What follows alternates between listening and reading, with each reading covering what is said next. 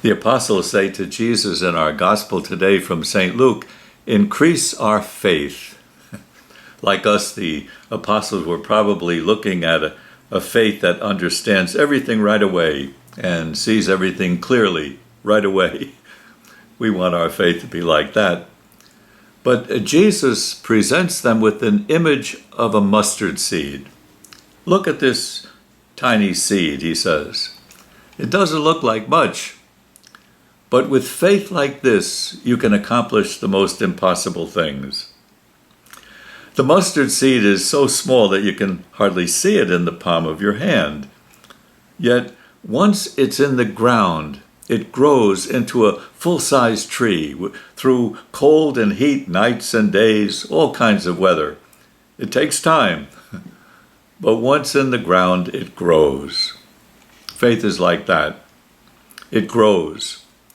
But it grows in the ground of life. That's so important, isn't it?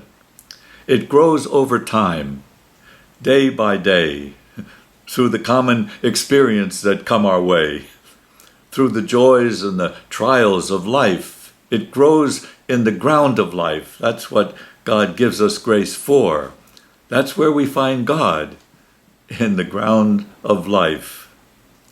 That's why the psalm for today's Mass says, if today you hear his voice, harden not your hearts. Today, in the ground of life, in countless little things, in those unassuming moments, God is there. And even as the moments slip by, God's plan unfolds. That's the faith of the mustard seed. It's daily faith, patient faith, faith that waits until completion comes. The first reading today is from the prophet Habakkuk, who had a reputation for impatience. He was a man annoyed at life, at the world around him. And he's annoyed with God. You can see it in today's reading that we quote today. How long, O Lord? I cry for help, but you do not listen. I cry out to you violence, but you don't intervene. Why do you let me see ruin? Why must I look at misery? Destruction and violence are before me. There's strife and clamorous discord. You can hear the prophet's anger, the prophet's disappointment, impatience, and maybe recognize our own reactions to the ground of life that we live in. So listen then to God, speaking to the prophet. The vision still has its time. It presses on to fulfillment and will not disappoint. If it delays, wait for it.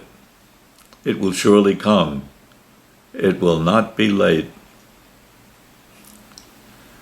If we could only have faith like that, a faith that believes in God no matter what, a faith that waits, that trusts in God's way and not ours, in God's time and not ours.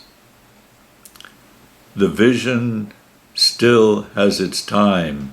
It presses on to fulfillment. It will not disappoint.